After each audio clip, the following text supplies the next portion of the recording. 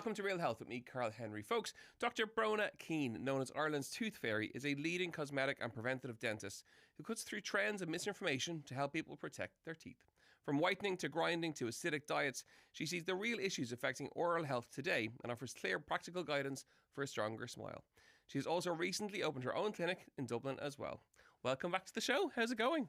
Good. Thank you for having me. I think you hold the record for the biggest amount of views on a promo reel that we've ever put out. I'm pretty sure you do. You're making me nervous now. The last time that you're in, we were chatting about teeth whitening kits making your teeth yellow, and it went viral is the word. The word.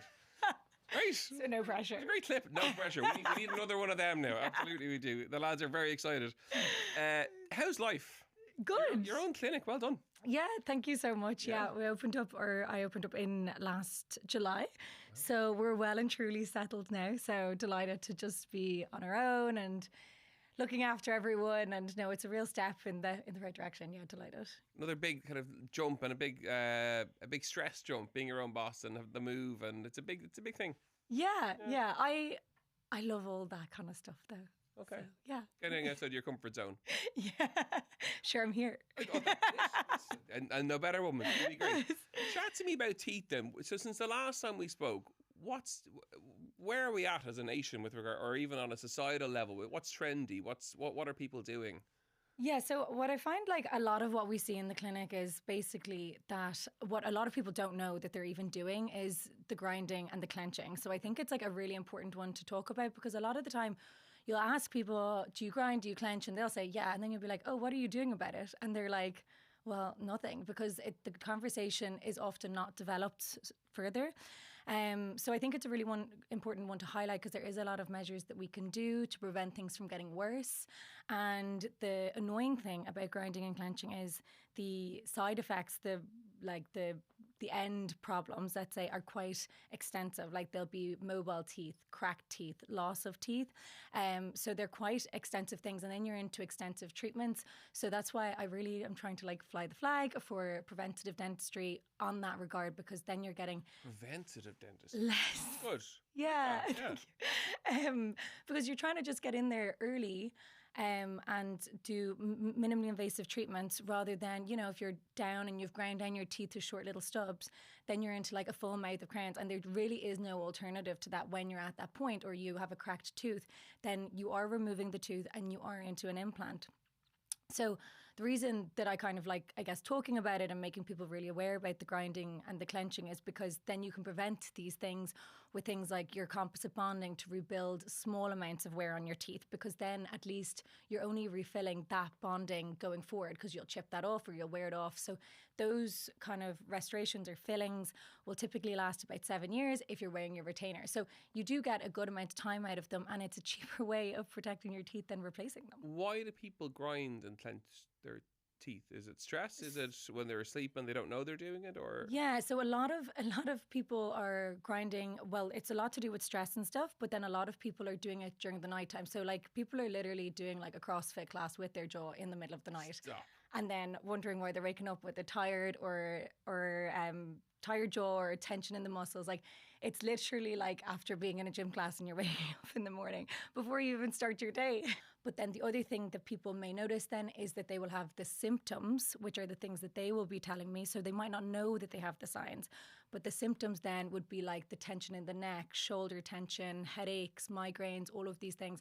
So then even again, with every new patient, I'll always be scanning them first, because a lot, like we're in a world of digital dentistry now, which is great. We're able to scan in a year, check and monitor the not the progression, because that's not progression if it's getting worse. The degression, thank you.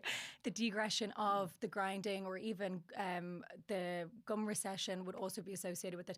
And you get to monitor all these things, and it really helps to explain to patients the actual impact of grinding and clenching, rather than being told you grind and you clench, and patients being like, yeah, they're on about so this. If you're waking up with tired jaw, neck muscles, shoulder muscles, potential headaches, migraines, a dentist visit is something you should be doing as part of trying to solve that, because people go to their GP potentially, but maybe your dentist also. Yeah, so what we can do is we can get like a splint, like a night splint, which will just like to separate your teeth to reduce the stress going up.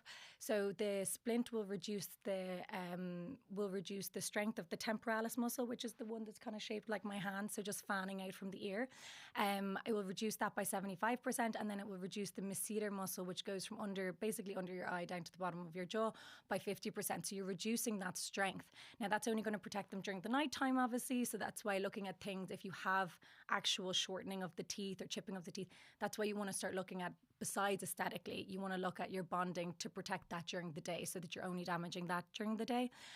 But then the other thing that you can do is, so sometimes splints obviously don't work for people if they have disruptive sleep or something. So then an alternative option would be like a muscle relaxant, such as like Botox into the masseter muscles or the temporalis muscle. So lots of different options that people don't even know. Yeah. Wow. So a lot can be done. So that's why I think it's a good kind of topic to talk about, because a lot of people don't know that there's options. And the turkey teeth whitening, let's chat about that. Yes. Is that still, because it's still a thing, isn't it? Yeah, so it's still a Not thing. just in Turkey, by the way, but all over the country. I was just took the words out of my mouth. But like, yeah, as you literally just said, it's the Instagram memes of like people fly back in the plane between the head. I know, and it's slightly chronic that it got. I think it's just the TT, it's the alliteration, but it's like there's good dentists and there's bad dentists everywhere. But it's just what the kind of the problem, I guess, with that is it's the bundle. So if you're seeing a really good deal anywhere, it's too good to be true, quite literally, do you know, that kind of way. And like, even for example, take myself, I actually did like a consult with a clinic in Turkey for a very popular one amongst Irish people, and they told me that I needed 20 veneers and my teeth looked like this.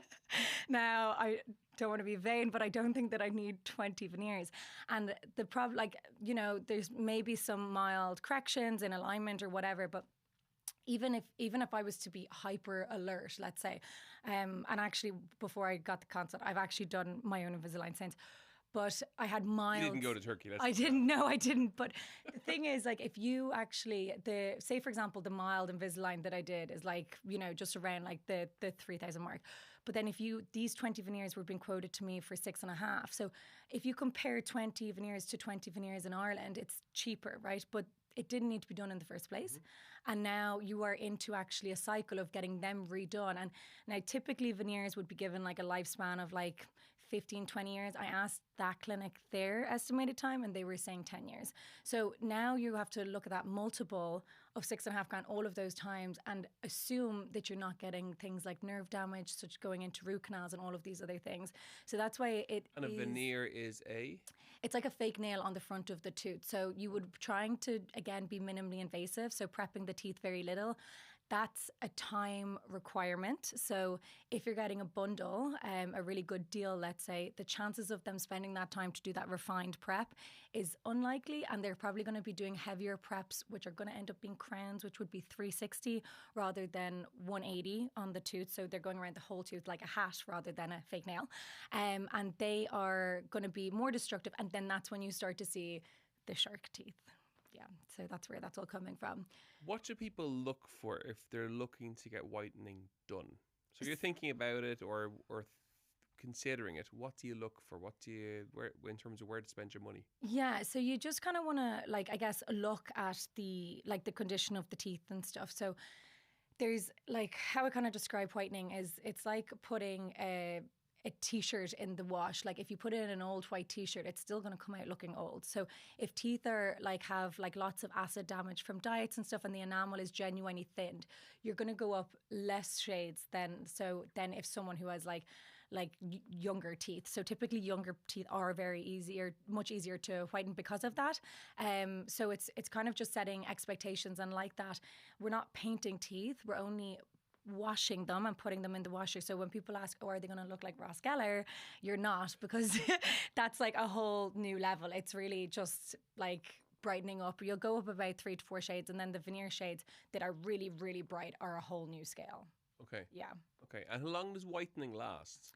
So the professional at-home whitening lasts about 5 years, according to 85% of people, and that's with no top-ups. But then typically to not have to go through, so that situation, that treatment is a 6 weeks process, and that if you to not go through that again, I just say get a box since you have the trays and do like a box over a year or whatever. And then it keeps it topped up and you don't have to go through the treatment again. The reason that I like the professional at-home whitening the most, and it's the only one that I do in the clinic, is because it's the only one that doesn't cause long-term sensitivity. So that laser zoom whitening one causes long-term sensitivity because the laser is attracted to the darkest thing in the tooth, which is the nerve and not the stains. So that's why a lot of people are nearly traumatized when you talk about whitening teeth, because they've had a friend that's had the laser and they've got this sensitivity. So doing a kind of... What do you do then if you get that?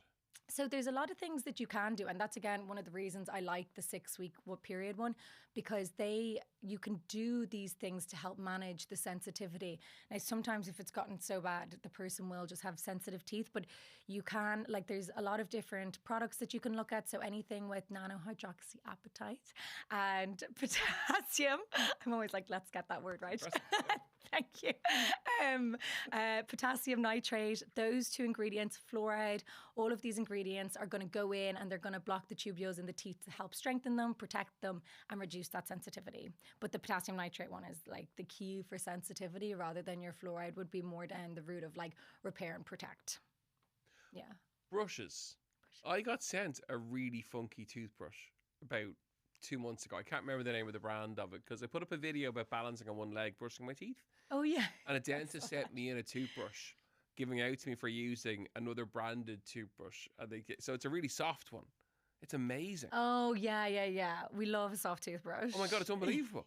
I would have always gone the other route, gone for like the really harder, longer, bristly one. Yeah. That, like, that's getting more stuff off, or it's cleaning to really better. Sandpaper the teeth. Yes. Oh my God, the soft one's incredible. Yeah, no, it's so nice. It's kind of like a window wiper instead of like going at it. Yeah. It's absolutely amazing. So yeah, I would definitely, I'm a big fan of the soft bristle toothbrushes. Much kinder to the gums. Again, like I was saying with the window wiper, you want to do that circular motion to complement the gum contour and actually get all the plaque and bugs away from the gum. And that's kind of why, if you're going down, so I don't mind if you use manual or electric toothbrush, but I want you to use the correct technique. So there's different techniques for both. And then if that technique doesn't suit you with that brush, then definitely switch to the other one, if that makes sense. Yeah. So like, for example, I started using an electric toothbrush and I'm so bad at charging things. And then I was using it with no charge, and that is a waste of time. Slightly counterproductive. Yeah. So I was like, why am I doing that? So I am not an example of an electric toothbrusher. But for the manual, you want to do that circular motion, and if you're getting an electric, get one with a circle head, not an oval. The circle, because it can match the circle of the gum and just rotate everything away.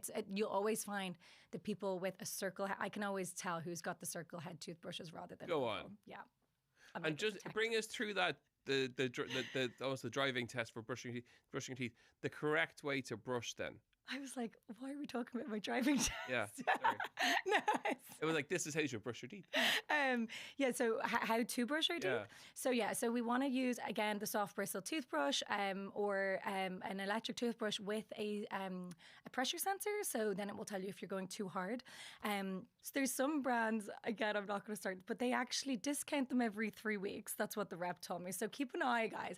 But like, I'd kind of, honestly, the ones with the pressure sensors, they're about 50 to 70. I always tell people, do not go more than 70. You're wasting your money. After that, everyone's getting the same clean. But you want to use a pea-size amount of toothpaste, preferably fluoride toothpaste. Again, just to strengthen and repair the teeth. A pea-size amount of toothpaste. And then after brushing, just spit and do not rinse. Do not rinse with water. Do not rinse with mouthwash. If you want to use mouthwash... For our last conversation, I remember this. Actually, I've done it ever since, because I always just washed it. Anyway, I always washed because I figured it was what you did. But actually, no. I learned that the last time we chatted. And you were chatting in terms of how to brush away from the gum. Yeah, so you want to like angle it kind of slightly at like a 45-degree angle. And then if it's your electric, you're just holding it at the gum, 2 seconds, each tooth, each surface. So 2 seconds, 2 seconds, 2 seconds. And then each tooth will have 3 surfaces that you can brush with, and then you need to get in with the floss or the interdental brushes. And then with the manual toothbrush, then you're just angling at a 45-degree angle and you're doing a circular flick down motion. And if you want to increase the neuroplasticity of your brain, you can brush with your other hand. You're not. Oh yeah, I've done that too. You know that. Yeah, we did that for this is your bread and butter. Fabulous. Yeah. That's great. So the workout while brushing your teeth. diets, acidic. Chat to me about Yeah. this.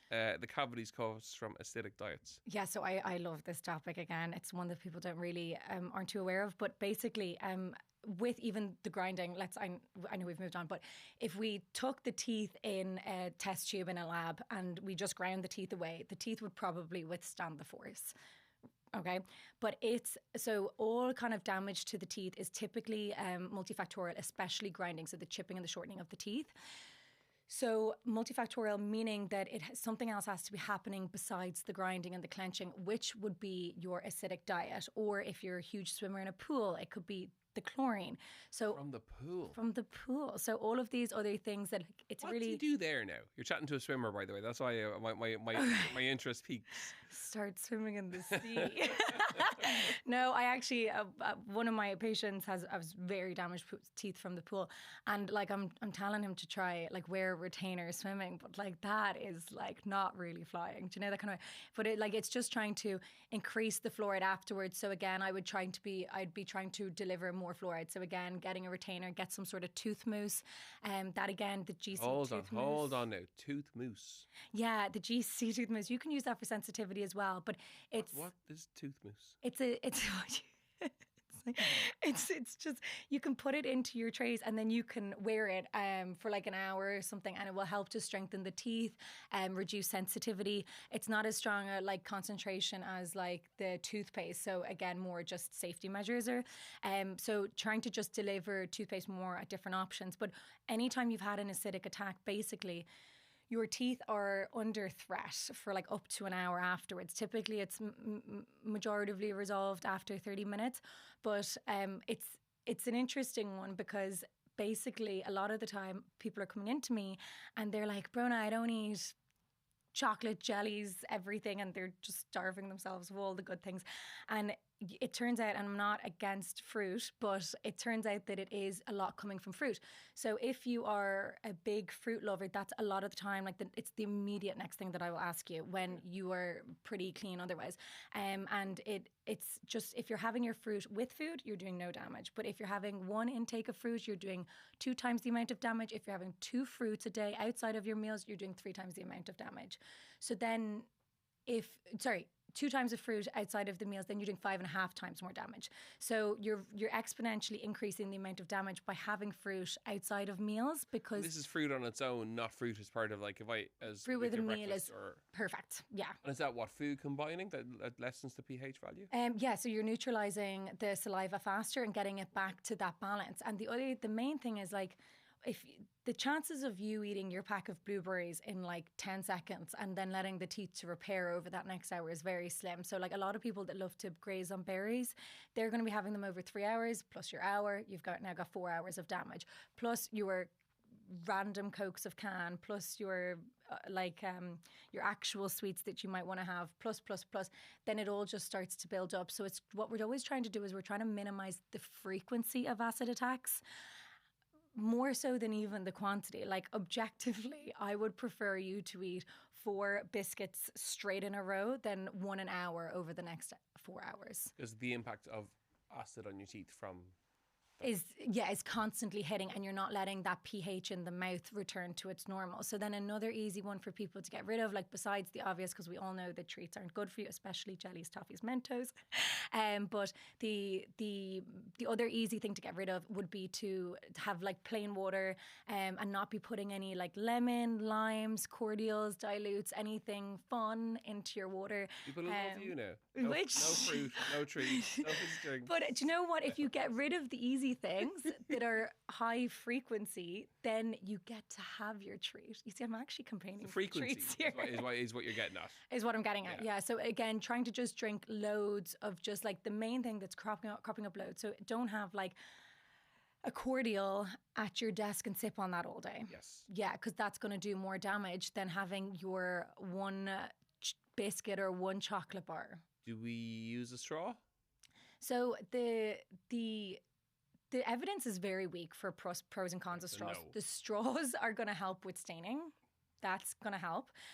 But the straws, like, someone only said it to me, like, recently, and basically the evidence was always pretty weak. But then they said, Some people actually put their straw up to the front of their teeth, and I never even thought of that. So if you're actually channeling it right to the teeth, and you've got the straw, as opposed to having the straw going back behind your teeth, and you're just sucking on it a different way. You're then like ploughing the sugar into your teeth. Not great. So therefore, that scenario is a definite no. So you have to kind of remember everyone's got these different habits, and you have to take all those things into account, like swirling liquids in your mouth. If you hover liquids in your mouth, again, going to really do a lot more damage than if you're just drinking it like the regular way. It's very technical. Yeah, I know. I don't want to get boring technical, though. I want to keep again, teeth fun. People don't talk about it enough, so it's good. Yeah. Okay, talk to me about pH balancers then, from a food perspective. So you're saying with a meal, the acidic kick isn't as much because there's different things on that plate between carbs and fats and proteins, presumably. Yeah.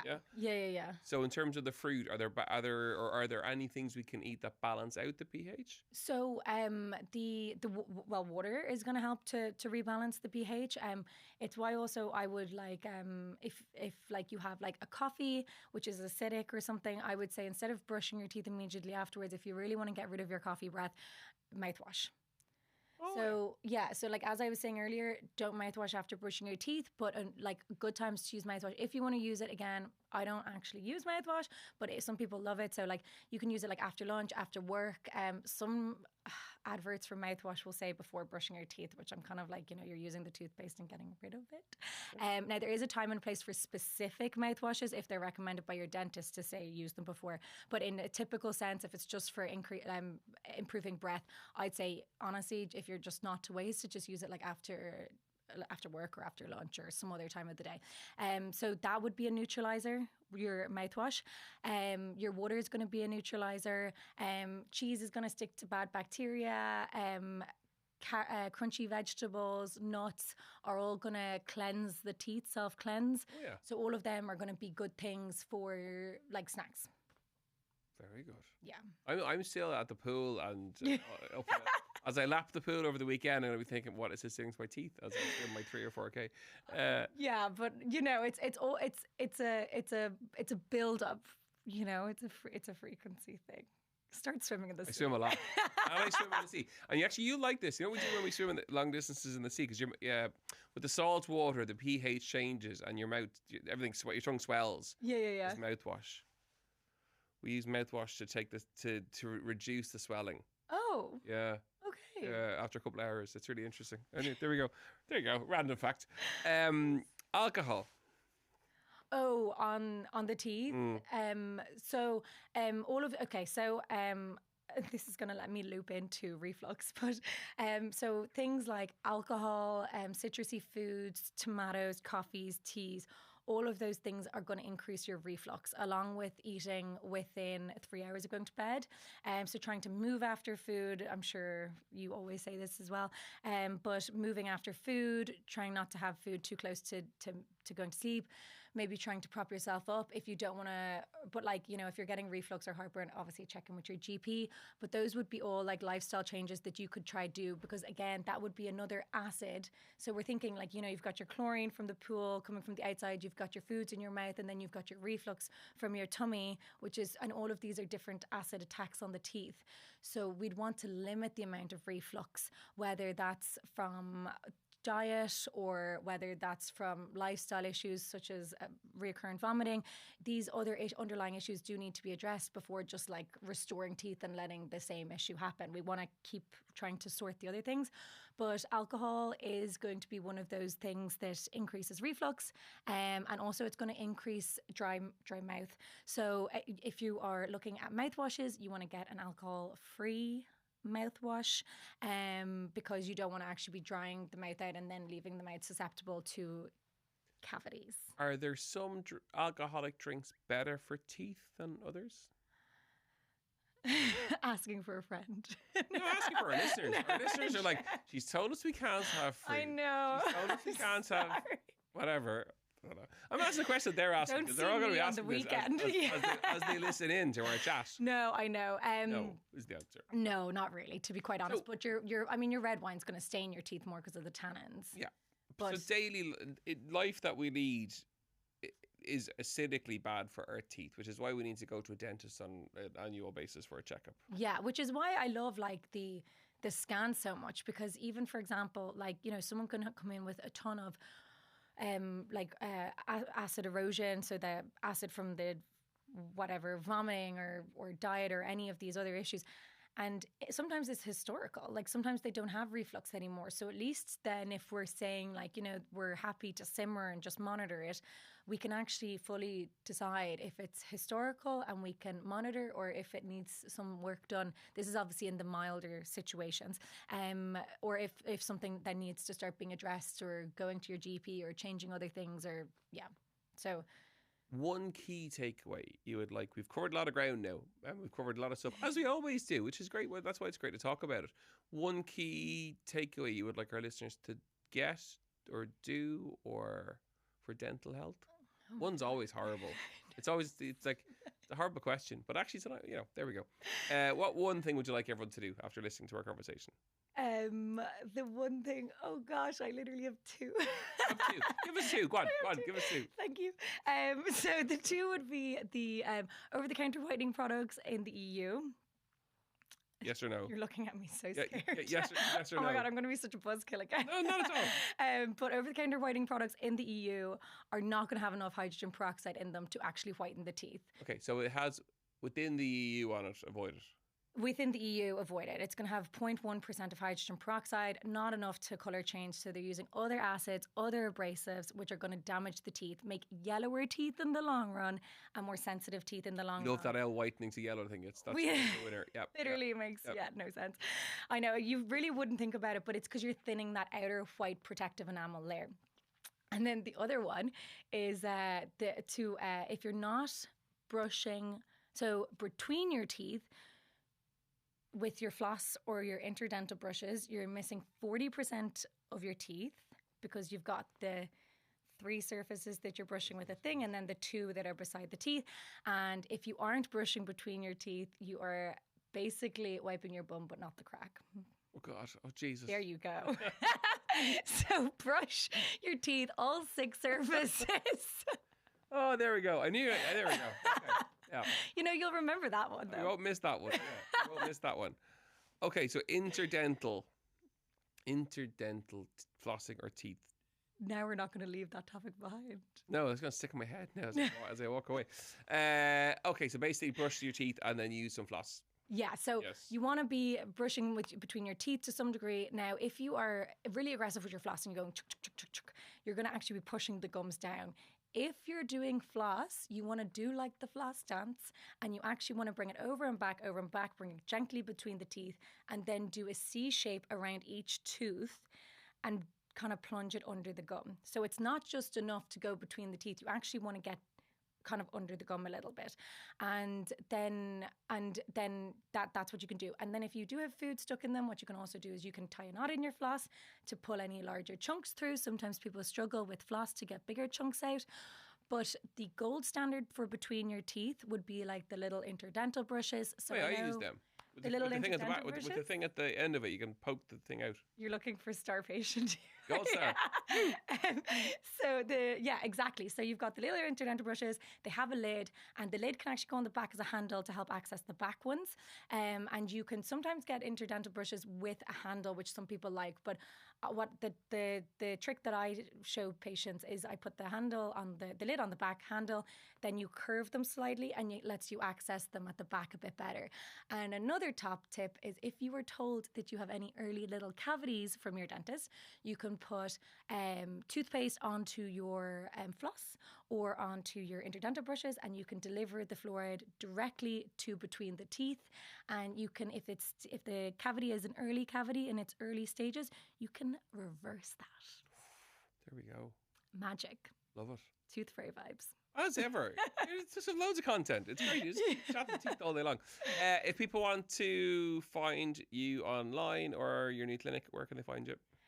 So my Instagram handle is Bronagh Keane, BRONAGH KEANE. The clinic is in Bullsbridge in Dublin, and the website is irelandstoothfairy.com. And the name of the clinic?